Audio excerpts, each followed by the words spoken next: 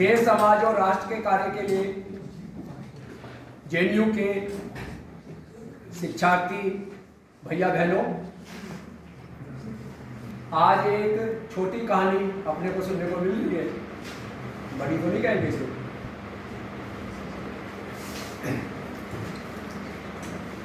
दिसंबर 1970 की घटना है। उससे पहले ध्यान करें, आज का दिन ही जेएनयू ने चुना, क्योंकि आज का ही वो दिन था 18 अगस्त 1945 रात्रि 8:30 बजे, जब नेताजी हम सबसे लापता हो गए थे। उसके बाद ये अनेक कहानियां हैं। तो आज का दिन ही जेएनयू ने चुना, तो इससे पता तो चलता ही है कि भाई पढ़े लिखे लोगों का है, एक एक बात पर विचार कर कर कार्यक्रम रखते हैं। सितंबर 1920 एक घुड़सवारी प्रतियोगिता चल रही थी। ये घुड़सवारी प्रतियोगिता किनकी थी? जिन विद्यार्थियों ने आईसीएस की परीक्षा, लिखित परीक्षा में पास कर शारीरिक परीक्षा दे रहे थे। प्रतियोगिता में जैसे ही निरीक्षक सीटी बजाता है, सारे घोड़े घुड़सवार दौड़ते हुए आगे बढ़ते हैं, लेकिन ये घुड़सवार, उसको बाद में ध्यान आता है कि सीटी बज चुकी है। अब सीटी बज चुकी है तो क्या करना है? दौड़ना तो है। तुरंत जैसे ही ध्यान आते हैं तो वो दौड़ते दौड़ते जैसे ही अपने घोड़े को दौड़ाते हैं, धगाधक करते हुए सबसे आगे पहुंच जाते हैं। लेकिन आगे पहुंचने के बाद तो उनका घोड़ा बिदक जाता है और वो नीचे गिर जाता है। अंग्रेज निरीक्षक आपस में बात कर रहे थे, इस बालक को दोबारा मौका देना चाहिए। अरे क्यों मौका देना चाहिए इस बालक को दोबारा? ये वही बालक है जिसने लिखित परीक्षा में सबसे अधिक अंक प्राप्त करे। दोबारा मौका मिलता है, दोबारा सीटी बजती है, दोबारा घोड़े दौड़ते हैं, लेकिन इस बार भी घोड़ा तो फिर बिदक जाता है। लेकिन बालक अपने बड़े भाई को लिख रहा है, घोड़ा सबसे आगे जाकर ही क्यों बिदक रहा है? क्योंकि अपनी प्रतिभा को जो चुनौती मिली है, वो चुनौती में सफल होकर ही घोड़ा बिदक रहा है। इधर 15 सितंबर 1920 कटक उड़ीसा में प्रसिद्ध वकील जानकीनाथ, उनके घर में तो त्योहार मनाया जा रहा था। बात खुशी की ही थी। उनका लड़का आईसीएस की परीक्षा में केवल 8 मास की तैयारी में 4थे स्थान पर आया था। मेरा लड़का बड़ा बुद्धिमान है, मेरा लड़का न्यायाधीश बनेगा। लेकिन क्या वो अंग्रेजों के आगे झुकेगा? मन आशंकित था। नहीं, वो अंग्रेजों के आगे तो नहीं झुकेगा। और इधर माता प्रभावती देवी, उनकी जीवन की तो सारी मनोतियां पूरी हो गई थी। आज उनके जीवन की सारी मुरादें पूरी हो गई थी। घर में पूजा का कार्यक्रम रखा था, बड़ी धूमधाम से कार्यक्रम चल रहा था, रिश्तेदार आ रहे थे। मेरा लड़का बड़ा मेहनती है, बड़े ठाठ से इसकी शादी करूंगी, बड़ी मोटी तनख्वाह मिलेगी। लेकिन माता का मन भी आशंकित था, क्या मेरा लड़का अंग्रेजों की नौकरी करेगा? मेरा लड़का बड़ा स्वाभिमानी है, लेकिन थोड़ा जिद्दी भी है। माता और पिता का मन आशंकित था। उनको ध्यान आ रही थी बचपन की अनेक घटनाएं। सुभाष चंद्र बोस, जिनको कलकत्ता में रंगा काका बाबू, देश नायक, देशभक्तों के देशभक्त, आजाद हिंद फौज के संस्थापक, अखंड भारत की पहली सरकार के प्रधानमंत्री सुभाष चंद्र बोस, उनके जीवन का जब हम मनन करेंगे तो ध्यान आएगा। उनका जन्म 23 जनवरी 1897 शनिवार दोपहर 12:03 कटक उड़ीसा में उड़िया बाजार वाले उनके घर पे हुआ। उनके पिता जानकीनाथ बोस एक प्रसिद्ध वकील थे। कालांतर में वो सरकारी वकील भी बने और कटक नगर पालिका के पहले गैर सरकारी कार्यकारी अध्यक्ष नियुक्त। 1912 में उड़ीसा विधान परिषद के वो सदस्य भी बने और अंग्रेज सरकार ने उनको राय बहादुर चौधरी की उपाधि दी। लेकिन जब महात्मा गांधी ने आंदोलन चलाया तो उन्होंने राय बहादुर का खिताब का भी परित्याग कर दिया। 1902 सुभाष केवल 5 वर्ष के हैं। एक बार विचार करें, 5 वर्ष का बालक यूरोपियन स्कूल में उनका एडमिशन हुआ।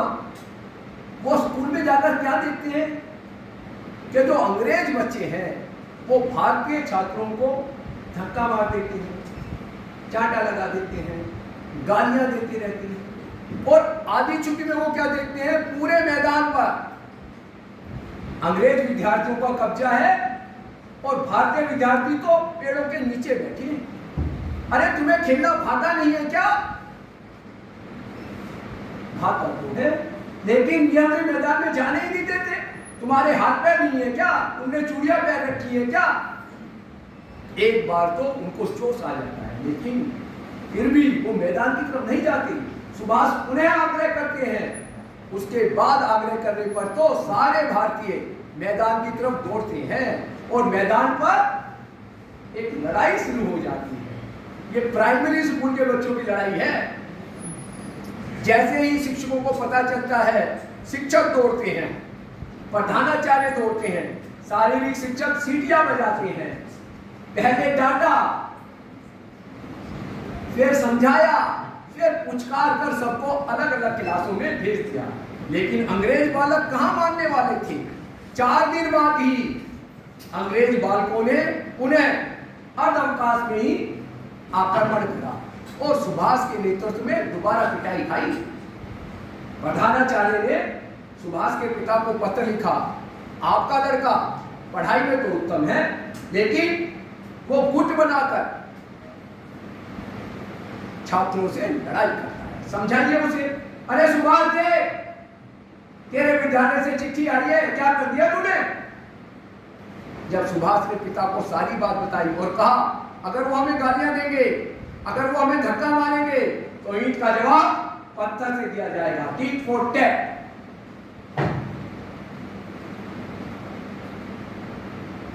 अभी उनकी आयु 10 वर्ष की हुई थी।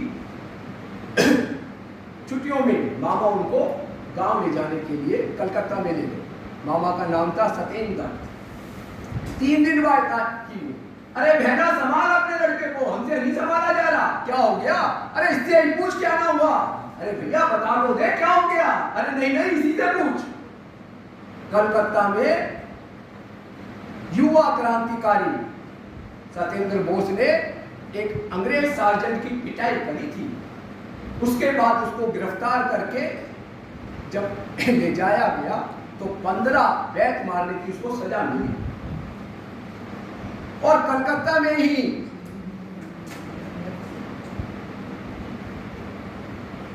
सुभाष ने अपने मामा को कहा, मामा मुझे खिलौने नहीं चाहिए, मामा मुझे मिठाई नहीं खानी, मामा मुझे कपड़े नहीं चाहिए, मुझे तो क्रांतिकारी के दर्शन करने हैं मामा। मामा मुझे सुशील सेन के दर्शन करा दो। और जब उसको सुशील सेन के पास कार्यक्रम में ले जाया गया, भीड़ को चीरता हुआ वो सबसे आगे पहुंच गया। अब आगे जैसे ही सुशील सेन को बैठ पड़ती, सुशील सेन गरजता, वंदे मातरम के घोष लगते और सुभाष का चेहरा तो गुस्से से लाल हो गया। अब उसको काबू में रखना मुश्किल था, उसको बाहर निकालना उससे भी मुश्किल। रहना बड़ी मुश्किल से इसको बाहर निकाल कर लाया हूं, तू ही संभाल इसे, ये तो आग बिजली और तूफान। प्राइमरी की पढ़ाई के बाद उनको रेवेंशा कॉन्वेंट स्कूल में एडमिशन कराया गया और वहां पे बंगाली भी एक भाषा थी।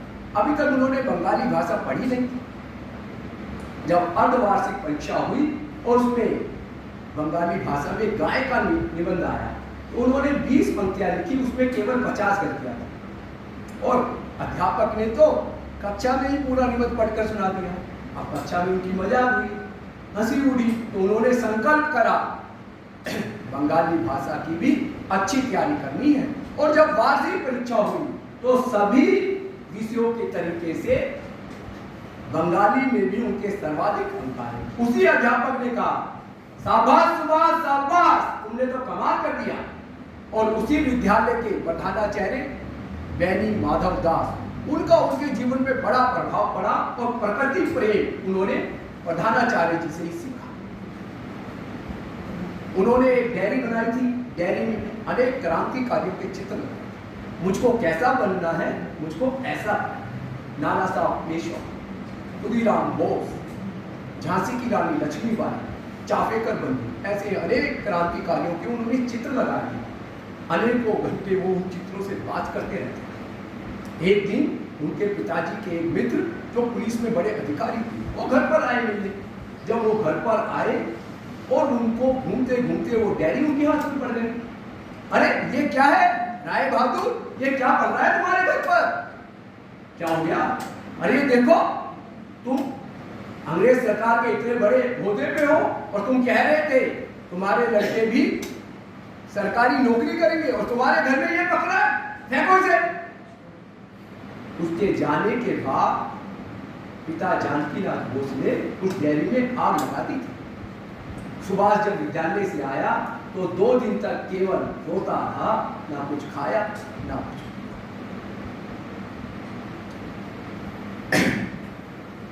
धीरे धीरे जैसे जैसे सुभाष की पढ़ाई आगे बढ़ती रही और मैट्रिक में उसने पूरे बंगाल प्रांत में दूसरा स्थान प्राप्त किया। अब सुभाष प्रेसिडेंसी कॉलेज कलकत्ता का विद्यार्थी हो गया था और नव विवेकानंद समूह का सदस्य बन गया था। नव विवेकानंद समूह में उसने 2 संकल्प करे थे, एक दीन दुखियों की सेवा करना, दूसरा कभी विवाह न करना। जब वो कॉलेज से घर आते थे और घर से कॉलेज जाते थे तो ये 3 किलोमीटर का अंतर था। उनके घर के भाई, बड़े भाई सरद के यहाँ वो समय रहते थे, घर के भाई एक बूढ़ी भिखारी रहती रहती, ठंड में वो कांपती रहती थी, खाने पीने का उसका कोई इंतजाम नहीं था। सुभाष सोच रहे थे इसकी कोई सहायता करनी चाहिए, लेकिन पिता के भेजे हुए पैसों से तो नहीं करनी, अपने को कष्ट में डालकर ये सहायता करी जाए। तो अपने को कष्ट में कैसे डालेंगे?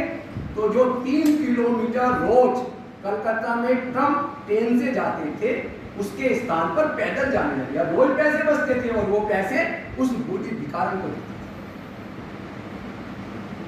रोज अपनी सप्ताह में एक दिन तय कर रखा था उन्होंने, अपनी माता जी को पत्र लिखते थे और पत्र जैसे ही कलकत्ता से उड़ीसा में उड़िया नगर कटक में पहुंचता था तो घर में 13 भाई बहन थे, तो एकदम उस पत्र पर छीना झपटी होती थी, सामूहिक वाचन होता था, तरह तरह की बातें 7 दिन तक उस पर चर्चा चलती रहती थी।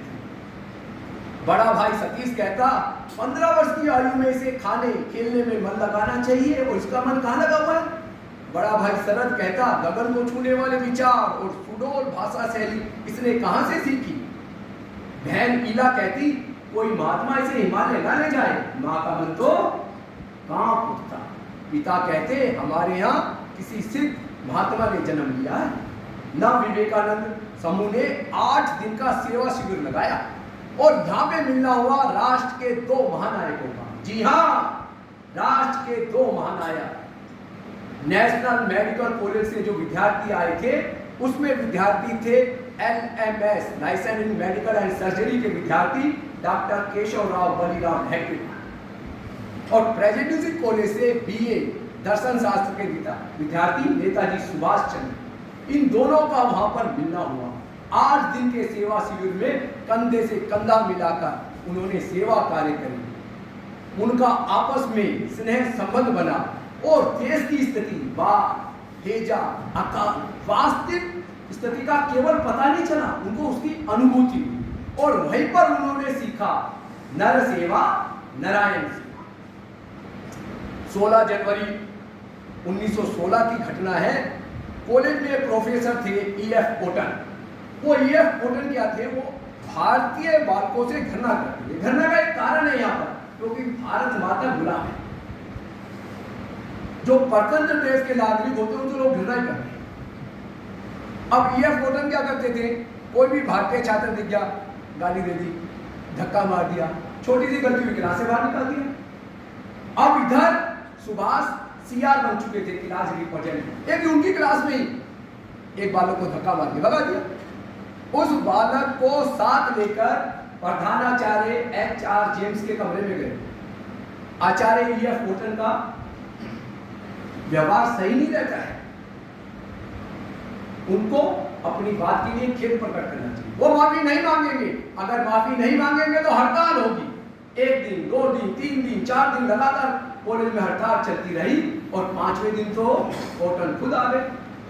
उन्होंने कहा जो हुआ उसे भूल जाओ, आगे से ऐसा नहीं होगा। बच्चों ने तो तालियां पीटकर हड़ताल खत्म कर दी थी, और होटल कहां मानने वाला था। अभी 15 ही दिन हुए थे, होटल ने फिर एक भारतीय बच्चे को धक्का मार के भगा दिया। कई किताबें लिखती हैं सुभाष ने करारा चाटा, जड़ दिया था। प्रधानाचार्य HR जेम्स ने कहा सुभाष इस कॉलेज के सबसे शरारती और उपद्रवी वाला तुम ही हो, और इस समस्या की जड़ तुम हो, तुम्हें माफी मांगनी पड़ेगी। मैं माफी नहीं मांगूंगा, क्योंकि कसूर तो होटल का है और कसूर आपका भी है, क्योंकि आप होटल को काबू में नहीं रख पाए, तो तुम्हें कॉलेज से निकाल दिया जाएगा। धन्यवाद। सुभाष कहते हैं धन्यवाद। और इससे आगे 1 साल तक बिना पढ़ाई के वो घर पर ही रहे, 1916 से लेकर 1917 तक। 1917 में दोबारा जब कॉलेज में एडमिशन लिया तो चर्च कॉलेज में एडमिशन हुआ। अब ये घुड़सवारी प्रतियोगिता, ये निशानेबाजी, ये सारी उन्होंने वहां पे सीखी। BA अर्थशास्त्र, BA दर्शन शास्त्र तीसरे वर्ष में, और 1918 में MA में उन्होंने मनोविज्ञान सब्जेक्ट किया। 1918 में ही विवेकानंद समूह के जो उनके साथी थे, उन्होंने विचार करा कि हमें गुरु की खोज करनी चाहिए, गुरु ढूंढना है। अब गुरु ढूंढना है तो कहाँ जाएंगे, चलो यार हरिद्वार चले थे। हरिद्वार चले गए, 10-12 विद्यार्थी, हरिद्वार में भी कुछ नहीं मिला। ऋषिकेश चले गए, ऋषिकेश में भी कुछ नहीं मिल रहा। ढूंढ रहे हैं, पूछ रहे हैं, देख रहे हैं कैसा गुरु चाहिए। बनारस पहुंच गए, इधर भाई शरद और भाभी विभावती वो परेशान है, कहां चला गया लड़का, 8-10 दिन हो गए। पिताजी को तार दिया कटक में, पिताजी माता जी को साथ लिया है। अब क्या करेगा हिंदू समाज, पंडित को दिखाएंगे, कुंडली दिखाएंगे, वही उन्होंने करा। और हमारी भविष्यवाणी कितनी है इसकी, कुंडली देखकर पंडित चट्टोपाध्याय ने कहा वह अक्षर वाले स्थान पर है, ध्यान करो, कुछ दिन में अपने आप ही वापस आ जाएगा। और इधर वो बनारस में वह अक्षर वाले स्थान घूम रहे हैं। किसी ने कहा ऐसे नहीं मिलेगा, बाहर चले जाओ बनारस शहर के बाहर, वहां एक है योगी, बात भी नहीं करता किसी से, वो तुम्हें बता सकता है। वहां में पहुंच गए। अब योगी ने जैसे इन सबको देखा तो खूब हंसा और हंसकर कहता है स्वामी जी को पढ़ा है, स्वामी जी अर्थात स्वामी विवेकानंद, स्वामी विवेकानंद को पढ़ा है। स्वामी विवेकानंद ने क्या कहा है, जब तक देश का कुत्ता भी भूखा है तब तक मोक्ष नहीं मिलेगा। सदियों की दास्ता से ग्रस्त भारत माता युवकों की ओर आशा भरी नजरों से ना देखे तो कहां देखे। व्यक्तिगत मोक्ष को त्याग दो, भारत माता की सेवा के लिए लग जाओ। और लास्ट में क्या कहते हैं, भारत माता की मुक्ति के लिए अपने जीवन का कण कण लगाओ और लौट जा लौट जा, तेरी मां इंतजार कर रही है। और जैसे ही अब ये वहां से चलते हैं, अब ध्यान, साधना, भजन, समाधि, ये जो अभी तक उनके जीवन के अंग थे चले गए। अब जीवन में एक अंग है, वो है भारत माता। और घर पहुंच रहे इधर 1919 13 अप्रैल 1919 बैसाखी जलियांवाला हत्याकांड जब होता है तो पूरे देश में एक देशभक्ति का ज्वार। अब पिताजी क्या सोच रहे हैं, पिताजी सोच रहे हैं इसका उग्र स्वभाव और ऐसा ज्वार फैलता है कहीं ये भी इसमें लग ना जाए, तो क्यों ना इसको पढ़ाई के लिए कहीं बाहर भेज दिया जाए। माता और पिता बात कर रहे हैं, माता आप सुभाष को लेकर चिंतित हैं, पिता मैंने सोच लिया है कि ICS की प्रतियोगिता के लिए इसको लंदन भेज दूंगा। जैसे ही सुभाष आती है, माता आज तेरे पिता ने तेरे कर्म पथ का निर्णय ले लिया है और मैं भी खुश हूं, मैं तेरी चिंताओं से मुक्त हो गई। अब तुझको MA की पढ़ाई स्थगित कर ICS की प्रतियोगिता के लिए लंदन जाना है। नहीं, जैसे बिच्छू काटता है इतना कष्ट हुआ। नहीं, आप अपना विचार बदलो।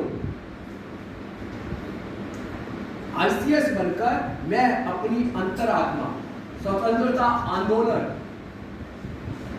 के लिए न्याय निकल दूंगा। मैं तो अपनी जितनी क्षमता है उनको देश सेवा के लिए लगाना चाहता हूं। आप अपना विचार। इतने में पिताजी भी आ जाते हैं। अरे सीधा सीधा क्यों कहता, क्यों नहीं कहता? तेरे में आईसीएस बनने की योग्यता ही नहीं है, तेरे बस की नहीं है, तुझसे नहीं होगा। उसकी प्रतिभा को चुनौती देते हैं उसके पिताजी, और उनका वार सही जगह पर लगता है। साफ साफ क्यों नहीं कहते तुझसे आईएएस बनने की क्षमता ही नहीं है तेरे में? यदि आप मुझे आईसीएस बनाने के लिए कटिबंधी हैं तो मैं आपको विश्वास दिलाता हूं, मैं आपकी अभिलाषा को निष्फल नहीं होने दूंगा। अब उनके पास 2 पर्सन थे। पहला पर्सन, पिताजी की आज्ञा मानकर आईसीएस की प्रतियोगिता में जाकर सफल होना। दूसरा, जो अपना लक्ष्य है भारत माता को आजाद करने का, उसको भी पूर्ण दे। वहीं घुड़सवारी प्रतियोगिता में पहुंचे भाई शरद को लिख रहे हैं, मैं भला अंग्रेजों की सेवा करूंगा? असंभव। देश लूट रहा है, अंग्रेजों के राज में मैं भी मौज करूं उनके साथ में? ये नहीं होगा। अब वो कह रहे हैं, सोच रहे हैं, भारत माता की तस्वीर में बात करें। मां, मैंने चुन लिया है, मुझे आनंद नहीं आंदोलन चाहिए, सत्ता नहीं संघर्ष चाहिए, वैभव नहीं दरिद्रता चाहिए, मोह नहीं मातृभूमि चाहिए। क्यों? क्योंकि आईसीएस में तो है वैभव, लेकिन वो वैभव अब मुझे चाहिए नहीं। और फिर वो क्या कहते हैं, स्वतंत्र राष्ट्र का एक कर्तव्य है कि जब तक स्वतंत्रता प्राप्ति ना हो जाए अखंड लगा रहे इसी कार्य में। और वो स्वतंत्रता सेनानी बनने के लिए आईसीएस का त्याग करते हैं। अब ये जो उन्होंने त्याग दिया है, ये कोई छोटा मोटा त्याग नहीं। इसमें रास्ते में हर जगह खंडक और कंटक है। ऐसे त्याग के बारे में सुनकर और देखकर असाधारण सफलता, जो साधारण लोग हैं ना, वो भी असाधारण कार्य केवल ऐसे व्यक्तियों को देखकर भी कर सकते हैं। जब ये बात वो तय कर लेते हैं तो उस समय देश की महिमा देखो। जो आईसीएस को प्राप्त करने वाला पहला व्यक्ति है वो सत्येंद्र नाथ बोस, वो भी बंगाल का है। और जो आईसीएस से त्याग दे रहा है वो भी बंगाल का है। अब वो सोच रहे हैं करना क्या है। जून 1921 आईसीएस का त्याग कर भारत माता को अंग्रेजों के जुगल से मुक्त कराने के लिए स्वदेश लौट गए। अब ये खबर जंगल में आग की तरह फैल जाती है। ऐसा भी कोई व्यक्ति होगा, उसको देखने के लिए जब वो हवाई जहाज से उतरते 10,000 लोग उनका इंटरव्यू ले रहे हैं। आकाशवाणी में खबरें आ रही है, समाचार पत्रों में आ रहे हैं, उनकी रिपोर्ट में आ रही है। गुरुवर रविंद्रनाथ टैगोर के कहने पर महात्मा गांधी से मिलने जाते हैं 16 जुलाई 1921 को मणि भवन बंबई में, और महात्मा गांधी से सीधा बात करते हैं, असहयोग आंदोलन कर ना देने से क्या होगा। तो उनको ध्यान आता है कि इनके पास कोई ठोस योजना नहीं है। यह अहिंसा रूपी ढाल और असहयोग रूपी लाठी लेकर अंग्रेज सरकार का हृदय परिवर्तन करने की निसफल चेष्टा। उसके बाद कलकत्ता जाते हैं देश बंधु चित्तरंजन दास से, उनका मिलकर उनको लगता है जैसे नरेंद्र को रामकृष्ण परमहंस मिले। उनको लगता है इस व्यक्ति के साथ में भारत को स्वतंत्र करा सकता हूं, यही सच्चा गुरु हो सकता है। उनके कहने पर 1921 में कांग्रेस के सदस्य बनते हैं, बंगाल में नेशनल कॉलेज के प्रधानाचार्य बनते हैं, कई अखबारों के संपादक बनते हैं, लगातार कांग्रेस के सदस्य बन जाते हैं। उनकी योग्यता को देखकर बंगाल कांग्रेस के प्रचार मंत्री बना दिया जाता है। और इधर ब्रिटिश राज सिंहासन के युवराज एक अनाउंसमेंट करते हैं कि नवंबर 1921 में कि मैं भारत में आ। तो कांग्रेस क्या करती है, हड़ताल करेंगे, चक्का जाम करेंगे, भारत बंद करेंगे, उनके सारे कार्यक्रमों को बहिष्कार करेंगे। 10 दिसंबर 1921 जैसे ही युवराज आते हैं उसी दिन मौलाना अब्दुल कलाम आजाद, देश बंधु गुप्ता, सुभाष चंद्र बोस और उनके 10 साथियों को गिरफ्तार कर ऊपर मुकदमा चलाया जाता है और 12 फरवरी 1922 को उनको 6 मास की सजा होती है। तो कटाक्ष करते हैं जज पर। जज को कहते हैं मैंने क्या मुर्गी के चूजे चुनाए हैं? अरे मैं तो अंग्रेज सरकार को जड़ से उखाड़ फेंकना चाहता हूं, केवल 6 महीने की सजा। जज भी सोचता है कोना जेल में चले जाए। अब इधर देशबंधु चित्तरंजन दास जेल से बाहर आने के बाद 6 महीने के बाद स्वराज दल इसकी स्थापना करते हैं, मोतीलाल नेहरू को महामंत्री बनाते हैं और 1924 के जो निगम के चुनाव होते हैं कलकत्ता में, स्वराज दल को बहुमत मिलता है। देशबंधु महापौर बनते हैं और सुभाष चंद्र बोस, वहां पे एक वार्ड है, वार्ड नंबर 22 भवानीपुर वार्ड, उससे निर्विरोध जीतते हैं, उनको कार्यकारी अध्यक्ष बनाया जाता है। तो जितने परिवर्तन हो सकते हैं वो उन्होंने करे। आज जो आप देखते हैं उससे भी ज्यादा परिवर्तन। सरकारी जितने भी व्यक्ति हैं उनकी वर्दी खादी में हो, प्राइमरी शिक्षा मुफ्त, जितने भी हॉस्पिटल हैं उनमें जितनी भी फीस है वो सरकार की, मतलब औषधालय जितने अस्पताल हैं वहां पे भी फ्री हो। मान पत्र होते थे अंग्रेजों को अंग्रेज सरकार की तरफ से मान पत्र होते थे, उनको बंद करके ये भारतीयों को मिलेंगे। जितने बड़े बड़े रोड पार्क उनके नाम अंग्रेजों के नाम पे होते थे, उन सबको बदलकर क्रांतिकारी, ऐसे स्वतंत्रता सेनानी, ऐसे क्रांतिकारी जिनकी मृत्यु हो जाती है उनके बच्चों को सरकारी। जब इतना देखते हैं तो अंग्रेज सरकार तो बुखलाहट आ जाती है, उनको लगता है यार ये तो पता नहीं क्या क्या कर देगा। तो उनके बढ़ते प्रभाव को देखकर 25 अक्टूबर 1924 मुंह अंधेरे में ही सुभाष को गिरफ्तार कर जेल में डाल दिया गया। अब जो जेल की वायुमंडल हवा है वो उनको सूट नहीं कर रही है, उनके शरीर में विकार आ रहा है, लेकिन फिर भी वहां पे भी लगे हुए, पढ़ाई, अध्ययन, चिंतन, मनन उसमें लगे हुए। और फिर 25 जनवरी 1925 को उनको वर्मा में, अब इस समय अखंड भारत है तो ये जो ऐसे नाम आ जाए तो विदेश नहीं है, अखंड भारत है, तो वर्मा के मेकाले जेल में उनको भेज दिया जाता है। अब ये मेकाले जेल ऐसे है, आप बहुत सारे क्रांतिकारियों के जब पढ़ेंगे तो मेकाले जेल में पाएंगे, लेकिन उसमें जो वहां की व्यवस्था है रहने की वो बाड़े बने हुए, बाड़ों में छत नहीं है। तो बारिश हो, आंधी हो, तूफान हो, कुछ सर्दी हो, गर्मी हो, किसी से रुकने की व्यवस्था। इसके विरोध में ये वहां पे आंसर कर कि भाई व्यवस्थाएं सही होनी चाहिए, जेल में तो है। और यहीं पर उनको दुखद समाचार मिलता है देशबंधु गुप्ता पूरे। लेकिन फिर भी स्वास्थ्य खराब है, कभी न्यूमोनिया हो रहा है, कभी बेहोश हो जाते हैं, कभी सूखने लग जाते हैं और फिर उनको अल्मोड़ा जेल में शिफ्ट कर दिया जाता है और 1927 में रिहा। पूरे संसार में एकमात्र ऐसा उदाहरण है 2.5 साल बिना मुकदमा चलाए नाजायज बंदी। कोई भी संसार में उदाहरण नहीं मिलेगा।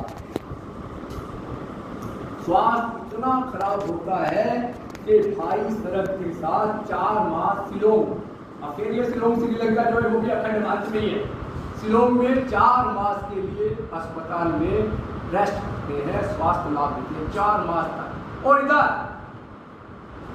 जो बंगाल कांग्रेस है उनको कलकत्ता से एमएलए की सीट पर अपना कैंडिडेट बना देती है, बिना प्रवास करे, बिना प्रचार करे वो एमएलए भी जीत जाते हैं।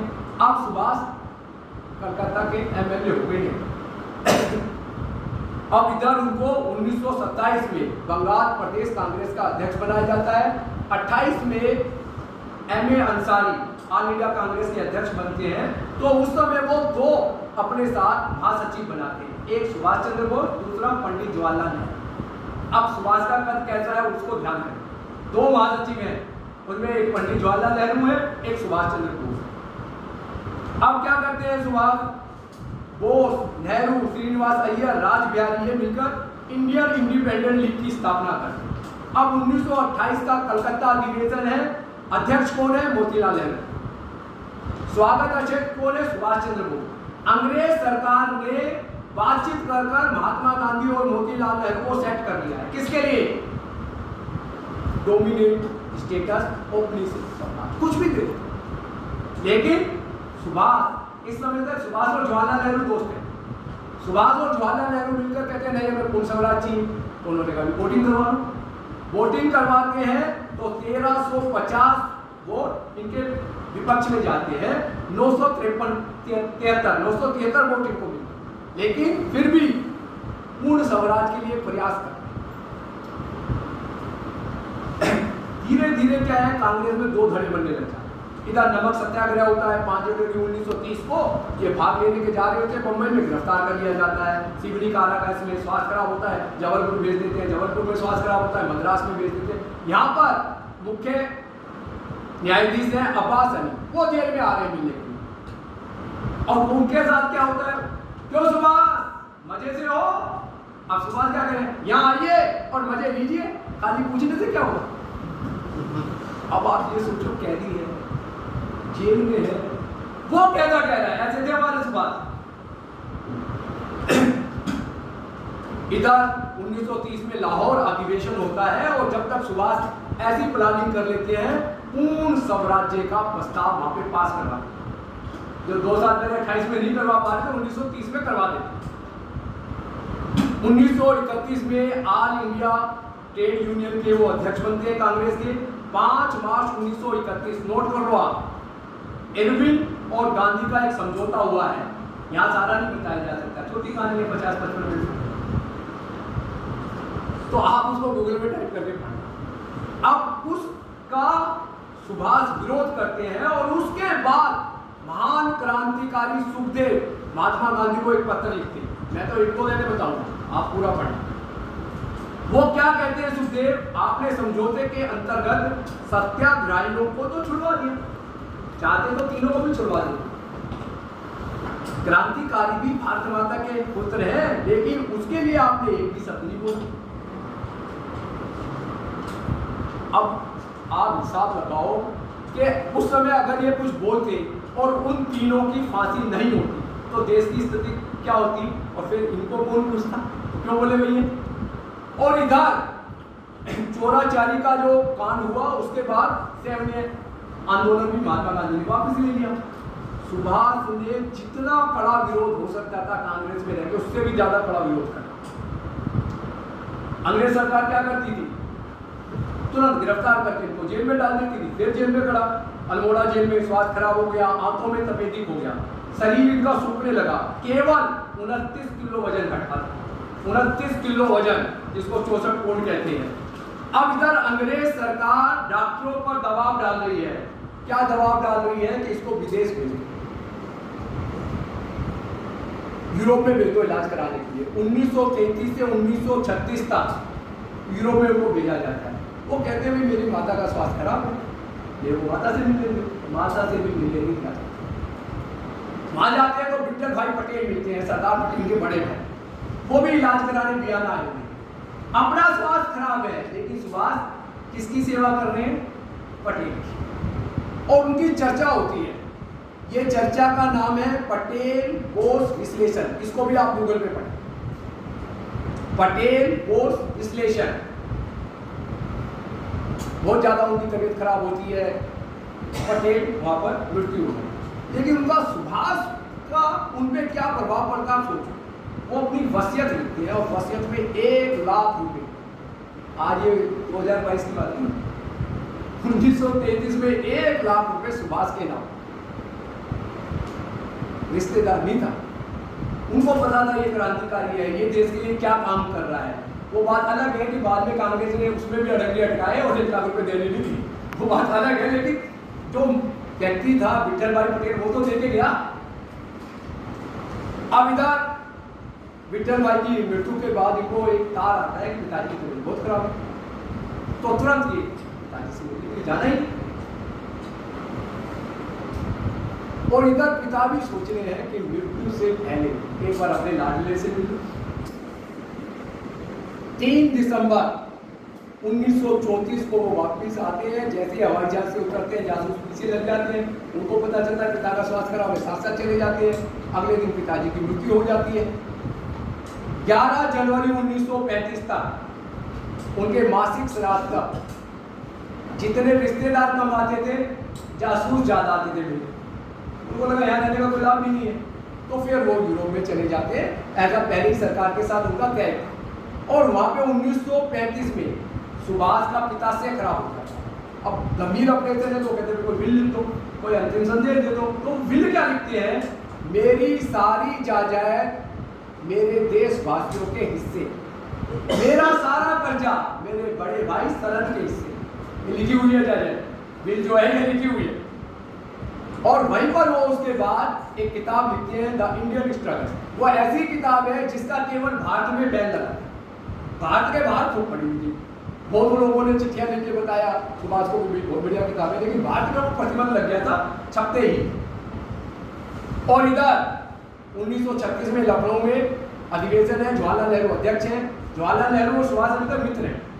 अब वो भी चाहता है मेरा मित्र है, तो जवाहरलाल नेहरू का संदेश पहुंचता है सुभाष के पास, अधिवेशन है, मैं अध्यक्ष हूँ, आजा। और सुभाष भी तुरंत क्या, जैसे ही उतरते हैं तुरंत उनको गिरफ्तार कर लिया जाता है। अप्रैल 1936 में बंबई में उतरते ही गिरफ्तार करने। तो अंग्रेज सरकार क्या कहती है, ये सरकार के लिए खतरनाक है और असाधारण संगठन शक्ति है इसमें, इसलिए इसको गिरफ्तार कर रहे हैं। उधर बंगाल में चुनाव होता है, फजूल हक का मंत्रिमंडल बनता है। 17 मार्च 1937 को उनके कहने पर सुभाष को मुक्त कर दिया जाता है। देश में एक खुशी की लहर हो जाती है। अब इधर 18 जनवरी 1938 को सुभाष को कांग्रेस का अध्यक्ष बना दे।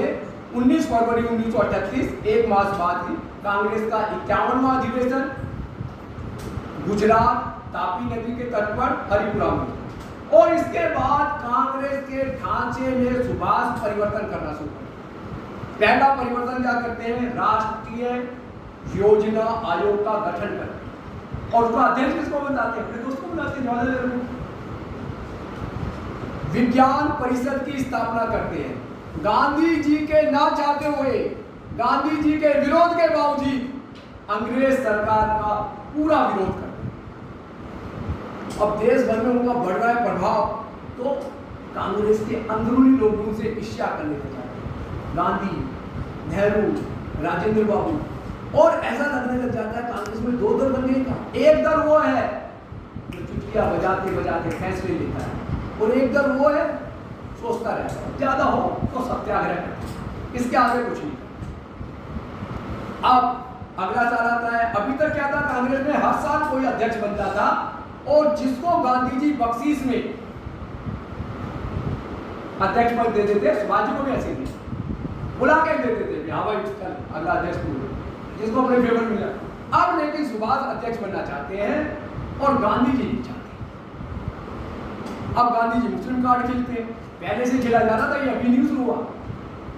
मौलाना अब्दुल कलाम आजाद को कहते हैं कि भाई तो अध्यक्ष बन जा। अब मौलाना भी सुभाष का दोस्त है, कहता भाई मेरा स्वास्थ्य खराब है, गांधी जी किसी और को ढूंढो। पंत को भेजते हैं सुभाष को समझाने, क्या भाई कांग्रेस की एक परंपरा है और रिपीट तो हम करते ही नहीं किसी को। कहते सुन लो, आप रिपीट नहीं करते, नेहरू 3 बार बन चुका है, 29, 36, 37, तुम तो रिपीट ही नहीं करते, 3 बार कैसे बन गया। कहते तू हार जाएगा, कहता हारूंगा मैं, तेरे को क्या की चिंता हो रही है। इसमें भी महात्मा गांधी पट्टाभी सीतारमैया को अपना कैंडिडेट और प्रचार करते हैं कि सीतारमैया की जीत महात्मा गांधी की। चुनाव होता है, देखो 52 वर्ष का कांग्रेस का इतिहास, पहली बार चुनाव है।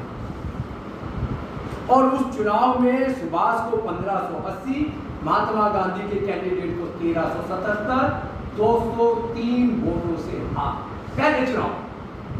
अब उससे गांधी जी की बात, और गांधी जी घोषणा कर देते हैं कि अब आप, और स्वास्थ्य का स्वास्थ्य इतना खराब है, इतना खराब है, डॉक्टर मना कर देते हैं कि त्रिपुरा जो में 52वां अधिवेशन है उसमें आपको नहीं जाना। सुभाष का बनने वाले। अब जब सुभाष अधिवेशन में आ रहे हैं तो वेंटिलेटर में, उनको देखकर केवल आंसू नहीं, माता वेंटिलेटर में आएगा। जो मौलाना मना कर रहा था वही अब सारी अधिवेशन की व्यवस्था संभाल रहा है, दौड़ दौड़ के कर रहा है। सुभाष का लिखित भाषण उनके बड़े भाई शरद पढ़े तो बोल, और महात्मा गांधी जी के इशारे में 14 जनों की ऑल इंडिया टीम थी, 12 जने रिजाइन हुए। कौन रह गए? दो, एक सुभाष, एक शरद, दोनों बार। फिर भी वो महात्मा गांधी से मिलने 15 फरवरी 1939 को उनके घर जाते हैं। महात्मा गांधी नहीं मानते। कलकत्ता में खुले अधिवेशन में 29 अप्रैल 1939 को रिजाइन देते थे। कांग्रेस यहां भी नहीं मानती, उसके बाद भी कांग्रेस निकाली अपने अध्यक्ष को, कांग्रेस निकाला दी। 3 दिन के अंदर फॉरवर्ड ब्लॉक की स्थापना करते हैं।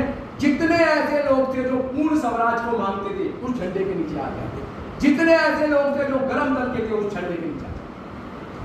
और ऐसी बड़ी बड़ी स्वागत सभाएं होती हैं। एक सभा बता रहा हूं, मद्रास की सभा में 2.5 लाख लोग सुभाष को सुनने के लिए आए। और सुभाष क्या कहते हैं? मैं क्या दे सकता हूं तुम्हें? भूख, प्यास, उपवास, कष्ट, इनका सामना करते हुए हमें आगे बढ़ना है और अडिग रहना है, ऐसा सुभाष कहते हैं। अब 1940 आ जाता है। ये देश के लिए 1940 जो राज्य है वो बहुत बड़ा राज्य समय। अब सुभाष क्या करते हैं? देश के बड़े बड़े नेताओं से मिलने घर जाते हैं। सबसे पहले किसके पास जाते हैं? महात्मा गांधी के। ध्यान रख लो, महात्मा गांधी कहते हैं हमारे तुम्हारे रास्ते लग रहे, यदि तुम सफल हुए तो तुम्हें बधाई देने वाला मैं पहला नागरिक हूंगा। वापिस आ जाते हैं। ये उनके जीवन की महात्मा गांधी से अंतिम भेंट। उसके बाद कहां जा रहे हैं? डॉक्टर भीमराव अंबेडकर। उनसे क्या बात कर रहे हैं? पूर्ण स्वराज, द्वितीय विश्व युद्ध की स्थिति में हम कहते हैं उसका लाभ उठा सकते। अब कहां जा रहे हैं? मुस्लिम लीग के जिन्ना। अब देखो यहां भी दोस्ती है और उनसे भी क्या बात कर रहे हैं? पूर्ण स्वराज। जिन्ना कहता है मैंने बहुत कदम आगे बढ़ा लिए हैं, अब मैं मुस्लिम लीग की तरफ जा रहा हूं, लेकिन आप सक्सेस हुए तो मैं आपका हुए। जिन्ना के घर से बाहर निकलते हैं, ट्रेन पकड़ते, ट्रेन में जा रहे हैं, सामने देखते हैं कोई रूट मार्चिंग कर रहा है। साथ वाले से पूछते हैं भाई, अरे भाई ये क्या है? कह रहे तुम्हें नहीं पता? ना बता भाई क्या है ये? कह रहे नागपुर में डॉक्टर केशव राव बलीराम हेडगेवार ने राष्ट्रीय स्वयंसेवक संघ की स्थापना करी है, ये उनका पथ संचलन कर रहा है। 1940 की घटना है, 15 साल हो चुके हैं संघ को। अगले स्टेशन में उतर, अब नहीं जाना किसी के बाद। अब कहां जाना है? कहां जाना है? डॉक्टर हेडगेवार से। लेकिन देश का दुर्भाग्य देखो, वो दिन था 20 जून 1940 का। प्रातः 8:30 बजे सुभाष चंद्र बोस डॉक्टर हेडगेवार के कक्ष में घर पे मिलने जा रहे हैं। लेकिन डॉक्टर साहब मृत्यु से मरे, 106 डिग्री बुखार। प्रणाम करके वापस आ। देश के 2 राष्ट्र महानायक दोबारा नहीं मिले। वहां से जाके अब किससे मिलना है? तो हिंदू महासभा के अध्यक्ष स्वतंत्रता वीर सावरकर से 22 जून 1940 को सावरकर सदन में जाकर सावरकर उनको कहते हैं तू यहाँ देश में पड़ा हुआ है और तेरे को बार बार अंग्रेज पकड़ते हैं, 12 बार तू जेल में जा चुका है, 11 बार, 12वीं बार अभी 11 बार तू जेल में जा चुका है, जीवन जेल में काटेगा क्या? कहते क्या करना है? निकल जाए यहाँ से, विदेश जाना है। वो कहते हैं हमारे जितने भी नौजवान हैं उनको जैसे भी शस्त्र मिले शस्त्र ले लेंगे। बाद में हमारा नौजवान तय करेगा कि शस्त्र का मुंह इधर करना है या शस्त्र का मुंह इधर करना है, हमारा नौजवान तय कर लेगा। दूसरा क्या कहते हैं? विदेश जाकर शस्त्र हमला करने की प्लानिंग बनाओ, उसके नायक बनो। यहां बड़े बड़े कुछ नहीं होगा। सुभाष ऐसा सोच रहे हैं, उनके दिमाग में 2 विचार बिल्कुल है। क्या? युद्ध अंग्रेज सरकार को तहस-नहस कर देगा, द्वितीय विश्व युद्ध, और अंग्रेज बिना लड़े भारत को सत्ता नहीं देगा। और इधर 1940 चल रहा है ना, तो उधम सिंह भी और डायर को खत्म। अब जिस दिन ये होता है उस दिन रात को विचलित हो जाते हैं और इतने विचलित होते हैं रात को उनको एक सपना आता है। सपने में सारे क्रांतिकारी को दिखाई देते और नाना साहब पेशवा उनको रक्त कमल भेंट करते, भारत माता की जय, जय हिंद के नारे। विचलित होकर वो सपने से उठ जाते और अगले दिन सुबह ही अंग्रेज सरकार 12वीं बार जेल यात्रा के लिए ले जाती। अब वो जेल में क्या पढ़ रहे हैं? शिवाजी को अध्ययन कर रहे हैं। शिवाजी को अध्ययन कर रहे हैं। शिवाजी कैसे आगरा के किले से फरार हुए। जेल के बाहर प्रदर्शन हो रहे हैं, सत्याग्रह हो रहे हैं, इनका सवास कर रहा है, कभी बेहोश कभी बीमार। अंग्रेज सरकार को लग रहा है कैसे के जेल में तो नहीं बच जाएगा। और एक दिन 5 दिसंबर 1940 को एम्बुलेंस में बिठाकर इनको इनके घर छोड़ दिया जाता है। अब वो योजना बना रहे हैं परदेश जाने की। अब थोड़ा शॉर्ट करेंगे समय का। परदेश जाने के लिए पूर्व में क्या तैयारी कर रहे हो? दाढ़ी मूछें बढ़ा ली है। नेहरू, गांधी और मौलाना को चिट्ठी लिख रहे हैं कि सोचता हूँ संन्यास लेकर हिमाचल चला जाऊँ। क्यों ये लिख रहे हैं? गुप्तचर भाग, जेल से बाहर तो आ गए हैं, नजरबंदी हुए हुए हैं। गुप्तचर सारी चिट्ठी पढ़ते हैं, आगे बताते हैं, तो उसके लिए माहौल बनता है। और क्या करते हैं? कोई भी मिल जाता है। मेयर आता है कलकत्ता का, मिलने से मना कर देते हैं। केंद्रीय मंत्रिमंडल के मंत्री आते मिलने से मना कर देते हैं। क्यों? इसलिए अब वो अज्ञातवास में। तो इससे क्या होता है? जो पहरा है वो असावधान चादर ओढ़कर सोने लग जाते हैं। अपनी भतीजी इला को 3 चिट्ठी लिखते हैं जो 17, 20 और 24 जनवरी को पोस्ट करनी है, पहले से लिखकर डाल दे देते हैं। अपने भतीजे सुशील को कहते हैं, एक सप्ताह बाद पहले कह रहे हैं कि भाई रोज रात को 12 बजे घर से गाड़ी निकाला कर और 3-4 बजे तक घूमकर आए। कहाँ गाड़ी है, कहाँ नाका है, कौन पुलिस वाले रोकते हैं, रोज देखेंगे तो पता है रोज ही घूमता है, रोकेंगे ही नहीं। सब पूर्व योजना चल रही है। और एक दिन उनके घर से मोहम्मद जियाउद्दीन तहसील इंस्पेक्टर वीरवार 16 जनवरी 1941 रात्रि 1 बजे, सुबासी है वो, अपने घर के पिछवाड़े में खड़ी कार की पिछली सीट पर एक साया नीचे जाके चिपकता है और थोड़ी देर में गाड़ी गायब हो जाती है। गाड़ी पहुंचती है रेलवे स्टेशन। रेलवे स्टेशन से ट्रेन पकड़कर धनबाद से बोमो स्टेशन से कालका मेल पकड़कर दिल्ली। लेकिन सजग कितने? दिल्ली में भी एक स्टॉप पहले उतर जाते हैं। पता है ना, हमें कोई इंतजार कर रहा हो। दिल्ली में उतरकर आप कहां जाएंगे? तो आगे की भी पूरी तैयारी है। फ्रंटियर मेल पकड़कर पेशावर जाते हैं। 19 जनवरी रात्रि में पेशावर में उतरते ही पहले से ही ताजमहल होटल में 2 कमरे मिलते, वहां पे रुकते। अब उनको मिलता है भगत राम तलवार, जो बना हुआ है रहमत खान है। भगत राम तलवार बना हुआ है रहमत खान। अब 2 पठान हो गए। जियाउद्दीन गुंगा बहरा बड़ा भाई है रहमत खान का। पुलिस वाले को बोले, कहाँ जा रहे हो? अरे तबीयत खराब है, अड्डा शरीफ जो दरगाह है वहां पे माथा टेकेंगे, सही हो जाएगा। हाँ हाँ, दरगाह जा रहे हो ना, जाओ। निकल रहे हैं धीरे धीरे। जिस खैबर दर्रे से होकर सिकंदर भारत को लूटने आया था, आज उसी खैबर दर्रे से सुभाष भारत को स्वतंत्र कराने के लिए चलते हैं। अब यहाँ से यात्रा लगातार पैदल है, रास्ता कठिन है, स्वास्थ्य खराब है, कभी खच्चर, कभी तांगे, कभी पैदल, कभी कोई सामान ढोने वाला यात्री वाहन जा रहा है, कभी उस पर लिफ्ट ले लेते हैं। लगातार चले जा रहे हैं। निकले कब है? 17 जनवरी। अब पैदल चल रहे हैं। और इधर कलकत्ता में क्या है? चारों तरफ खामोशी। क्या हो गया भाई? हमारे भाई सदस्य लोग पूछते हैं क्या हो गया? एकांतवास में जीवन का अंतिम समय चल रहा है। एकांतवास, ना बोलते हैं, ना मिलते हैं, ना खाते हैं, ना पीते हैं।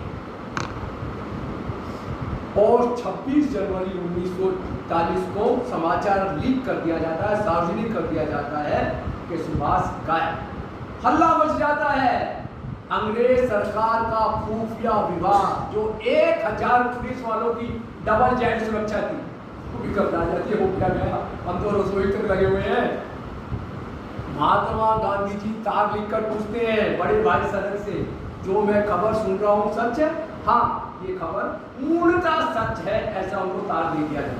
और उधर वो 30 जनवरी को मिलना गांव, 31 जनवरी को बदगांव पहुंचते हुए फिर 11 बजे 31 जनवरी को काबुल में पहुंच जाते हैं।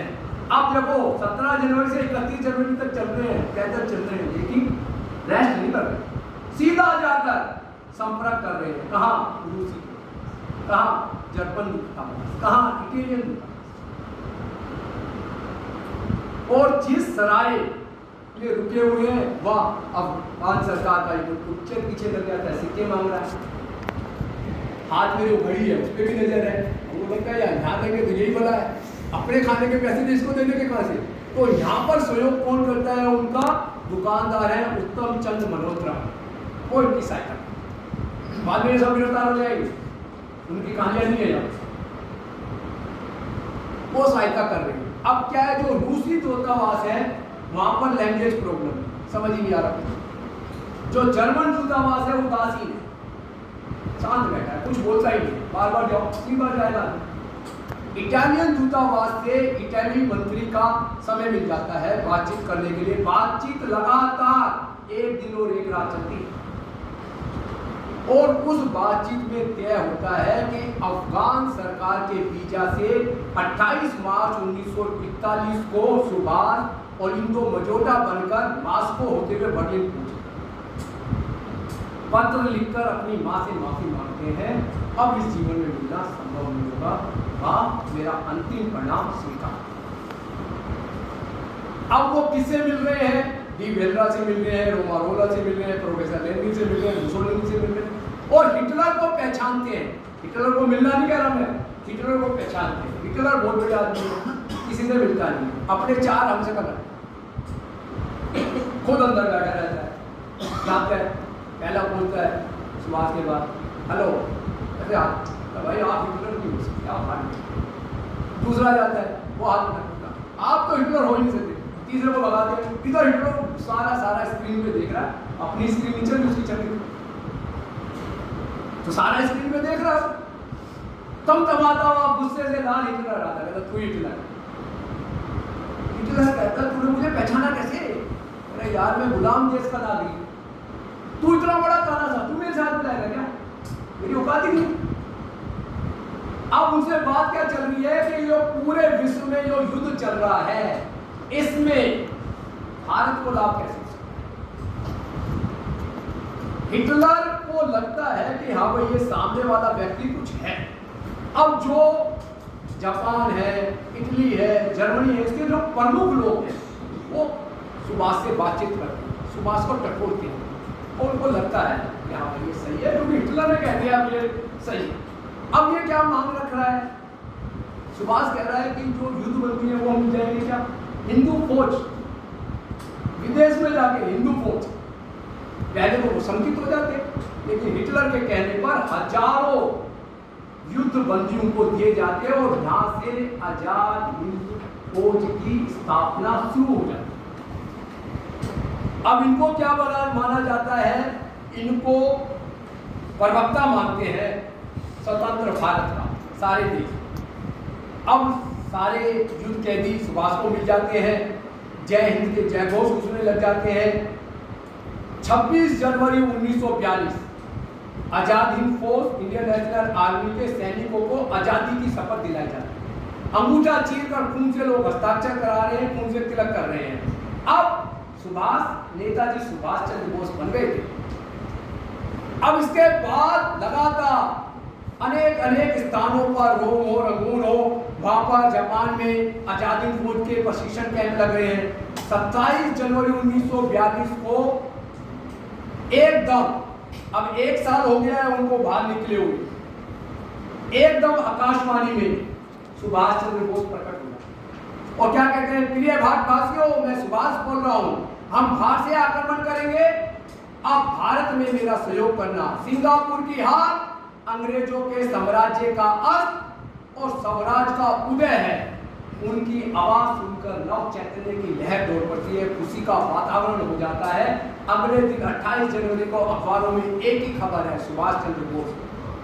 अब वो आजादी में सक्रिय भाग लेने के लिए जर्मन छोड़ना चाहते हैं। अब क्या चाहते हैं सुभाष के? अब मैं यहाँ जापान जाऊंगा। अब क्या है? 8 जनवरी 1943 को बर्लिन में पनडुब्बी पे निकल।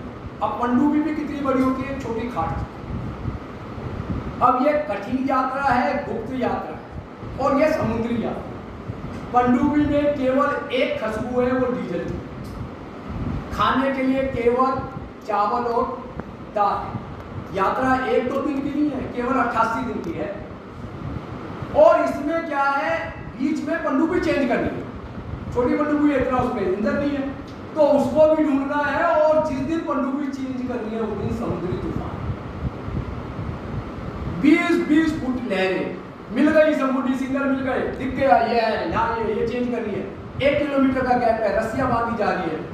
मोहम्मद आबिद और सुभाष पानी में कूद जाते हैं। 20 फुट आगे चलते हैं, 15 फुट पीछे जाते हैं, 10 फुट आगे चलते हैं, 9 फुट पीछे जाते हैं। 2 घंटे के संघर्ष के बाद खुशी का वातावरण और अपनी पनडुब्बी में पहुंचकर 88 दिन बाद यात्रा 6 मई को पूरी हो जाती है। सेना के अलावा एकमात्र महापुरुष है जिसने 88 दिन पनडुब्बी में यात्रा की। देखो, हमने इंडिया गेट बनाया, अंग्रेजों ने बनाया। किस लिए बनाया? ऐसे सैनिक जिन्होंने भारतीयों को मारा और उनका दिया गया। लेकिन भारत सरकार ने, इंदिरा सरकार ने ना चाहते हुए भी सितंबर 1959 को मोइरंग मणिपुर में आजाद हिंद फौज का स्मारक बनाया। केवल 29,000 लोग आजाद हिंद फौज के शहीद हुए। 1956 में ब्रिटेन के प्रधानमंत्री एटली भारत में आए तो भारत के गवर्नर ने उनसे पूछा, तो भाई तुम तो 48 में देश को छोड़ने वाले थे, 47 में क्यों चले गए? तो उन्होंने क्या कहा? सुभाष के कारण पूरे देश में ऐसी भारत माता की भक्ति जाग गई थी। तो उनसे पूछा महात्मा गांधी, तो उन्होंने कहा मिनिमल, लेस देन लिस्ट। 14 जून 1943 को जापान पहुंच जाते हैं। अब वहां का नरेश है हिरोहितो, वो प्रोटोकॉल तोड़कर सुभाष से मिलता है और क्या कहते हैं? His excellency prime minister of free India, Hirohito कहता है। और जिसने सबसे ज्यादा सुभाष का सहयोग करा वो वहां के प्रधानमंत्री साचू। और उनसे बात होती है, भाई एशिया है ना, तो अंग्रेज कहां से आ गया? एशिया में तो एशिया का राज होना चाहिए, एशिया के आदमी का राज होना चाहिए, चाहे तुम करो चाहे हम करें। और ताजो अंत समय तक सहयोग करता है। और यहीं पर 5 जुलाई 1943 को सुभाष नारा देते हैं, दिल्ली चलो। लाल किले के मैदान पर हम विजयी गीत गाते हुए संचलन करेंगे, चलते रहेंगे, जूझते रहेंगे, बढ़ते रहेंगे। भारत की स्वतंत्रता ही हमारे जीवन का ध्येय है। तुम मुझे खून दो, मैं तुम्हें आजादी दूंगा। दिल्ली चलो का नारा सुनकर सैनिक गरज उठते हैं। अब लगातार महिलाओं के लिए अलग रानी लक्ष्मीबाई रेजिमेंट बनती है, 7,000 महिलाएं। अब छावनी में उनको 75,000 सैनिक हो चुके हैं। प्रतिज्ञा कराई जाती है। प्रतिज्ञा क्या है? मैं प्रतिज्ञा करता हूँ भारतवर्ष के स्वतंत्रता युद्ध में आखिरी दम तक लड़ूंगा। मैं सदैव हिंदुस्तान की सेवा करूंगा। मेरे 38 करोड़ भाई बहनों की हित साधना ही मेरा परम कर्तव्य है। जय हिंद। और 21 अक्टूबर 1943, जो अभी विजय पटेल जी कह रहे थे, आजाद हिंद सरकार का गठन होता है। नेताजी प्रधानमंत्री, युद्ध मंत्री और विदेश मंत्री बनते हैं। उनके साथ कैप्टन लक्ष्मीबाई सहगल, अय्यर, केसी चटर्जी, जगन्नाथ राव भोसले भी शपथ लेते हैं। अनेक राष्ट्र, अनेक सरकार इसको मान्यता देते हैं। इसी के कारण फिर वो आजाद हिंद बैंक की स्थापना करते हैं और 26 जनवरी 1944 को एक स्वतंत्रता दिवस समारोह मनाया जाता है रंगून में। लाखों लोग, 1 लाख नहीं अनेक लाख लोग। और वहां पे सुभाष क्या आह्वान करते हैं? मुझे 3 करोड़ रुपए और 3 लाख लोग चाहिए, बोलो दोगे? सुभाष आह्वान कर रहे हैं और उनके आह्वान पे उनको माला पहनाने के लिए बोली लगती है। अब देखो, ये 1944 है, माला के लिए बोली लग रही है 7 लाख 8 लाख लोग, उसमें भी लाइन में लगकर माला लगा रहे हैं। एक बूढ़ी माता का एक बच्चा चाहता है 100 एकड़ जमीन सुभाष को देकर आता है। माँ को आकर कहता है कि मैंने कर दिया। माँ कहते हैं पूरा तेरे लगता है पूरा कर दिया, कुछ और नहीं करना चाहिए। वो सोचता है और जाके आजाद हिंद फौज में शामिल हो जाता है। मजदूर 10-20 डॉलर लेकर जो उनकी जमा पूंजी है वो जमा करा रहे हैं। एक नव विवाहिता अपने सारे जेवर उतार के दे दिए। उसकी सास कह रही है फोटो तो खिंचवा ले। पहले फोटो खिंचवाऊंगी, सारे दोबारा लिया, फोटो खिंचवा के वो भी दे। मोहम्मद हमीद खान थे, 50 लाख रुपए आजाद हिंद सरकार के बैंक में जमा करते हैं। अपना बैंक, आजाद हिंद बैंक, अपनी करेंसी। अब क्या योजना बन रही है, कैसे किस स्थान पर स्वराज का झंडा किस दिन लगाया जाएगा। जापान ने अंडमान निकोबार द्वीप समूह जीतकर आजाद हिंद सरकार को तोड़ती है और देश का पहला प्रधानमंत्री 30 दिसंबर 1943 को नेताजी सुभाष चंद्र बोस वहां पहुंचते हैं और जाते ही दोनों द्वीप समूह के नाम बदलकर शहीद और स्वराज रखते। 18 मार्च 1944 भारत में पहली बार तिरंगा लहराता है। मणिपुर की कोहिमा में 14 अप्रैल 1944 को भारतीय भूभाग में जीता पहला गांव कर्नल शौकत अली ने लहराया तिरंगा। अब लगातार हमारी विजय हो रही है। कोहिमा लगातार जीत रहे हैं, मणिपुर, इम्फाल, मोइरांग सब में लगातार जीतते जा रहे हैं, चारों तरफ विजय विजय हो रही है। लेकिन एकदम संकटों के पहाड़ देर पासा पलट देते हैं। मुसोलिनी की मृत्यु हो जाती है, हिटलर का जादू समाप्त हो जाता है। जो इंग्लैंड, अमेरिका, रूस अभी तक हार रहे थे, अब वो जीतने लगे। और इधर भारत में महात्मा गांधी ने 7 अगस्त 1942 को जल्दबाजी में भारत छोड़ो आंदोलन का निर्णय लिया था। 9 अगस्त को सभी नेता गिरफ्तार हो गए थे। 6 मई 1944 को जब वो जेल से छूटे तो थका हुआ कांग्रेस नेतृत्व ने तय किया जो मिल रहा है इसको ले लो। और उधर 23 जनवरी 1945 को सुभाष कह रहे हैं विभाजन विकल्प नहीं है, विभाजन का विकल्प ना स्वीकार करो। वहां से कह रहे हो, ये कह रहे हैं जो मिल रहा है ले लो। 23 जनवरी 1945 सेना का मनोबल बढ़ाने के लिए सुभाष का 48वां जन्मदिन बनाया जाता है, उसको सोने से तोला जाता है। अब सुभाष सोच रहे हैं कि रंगून भी छोड़ना है। अब स्थिति क्या है, चारों तरफ बम बरस रहे हैं, तोपे गरज रहे हैं, हथगोले फेंके जा रहे हैं। बाढ़, अप्रैल है ना, तो बाढ़ और वर्षा के कारण रास्ते पानी और कीचड़ से भरे। रंगून से अब सारा रास्ता लगभग पैदल चल रहा है। उनके साथ कौन है? रानी झांसी रेजिमेंट की एक बटालियन है। पेट में अन्न नहीं है, हृदय में ध्येय की आग को लेकर नेताजी लगातार आगे बढ़ रहे हैं। 1-2 दिन नहीं, 3 मास लगातार पैदल चलकर बैंकॉक पहुंचते हैं। और इधर 6 अगस्त 1945 और 9 अगस्त 1945 हिरोशिमा और नागासाकी में अणुबम बरस जाते हैं। अब सब कुछ तहस नहस है, अब किसी का साहस नहीं है, संकट चारों तरफ भर गया है। सहयोगी भी कह रहे हैं नेताजी आप किसी गुप्त स्थान पर चले जाओ, लेकिन सुभाष क्या कह रहे हैं? मेरे दिखाए गए सपनों पर विश्वास कर हजारों सैनिक रणभूमि में खड़े हैं, मुझे उनके लिए जाना होगा। जब तक सुभाष जिंदा है तब तक दिल्ली के सपने से पीछे नहीं हटेंगे। फिर भी सारे लोगों के कहने पर मंचूरिया भेजने का निश्चय करा जाता है। और इधर जापान आकर संपर्क, संदेश पहुंचता है ताजो का। देखो लास्ट समय तक ताजो सहयोग कर रहा है, ये भाई आखिरी विमान है, निकलना की निकल। इसके बाद मित्र राष्ट्र आ जाएंगे। जो आखिरी विमान है, हम भी अपनी आखिरी पड़ाव पे आ रहे हैं। आखिरी विमान में अपने साथ deputy chief staff Habibur Rahman को साथ लेकर एक छोटे से जापानी जहाज में बैंकॉक से टोक्यो, ऐसा कहते हैं ताइपे शहर ताइवान 48 मास 6 वर्ष की आयु में आज के दिन ही 18 अगस्त 1945 रात्रि 8:30 बजे अपने प्राणों के बलिदान से भारत माता की अखंडता और स्वतंत्रता की पूजा अर्चना करते हुए उस हवाई जहाज के साथ सुभाष लापता। अब इतिहास बहुत कुछ कह रहा है। इतिहास ये भी कहता है कि अंग्रेजों को धोखा देने के लिए। इतिहास गुलामी बाबा के बारे में भी कहता है। इतिहास ने 3 जांच कमेटियां भी बताई, लेकिन फाइनल इतिहास कुछ नहीं कहता। कदम कदम बढ़ाए जा, खुशी के गीत गाए जा, यह जिंदगी है कौम की, तू कौम पे लुटाए जा, तू शेरे हिंद आगे बढ़, मरने से भी तू ना डर, उड़ा के दुश्मनों के सर, जो से वतन बढ़ाए जा, यह जिंदगी है कौम की, तू कौम पे लुटाए जा। जय हिंद।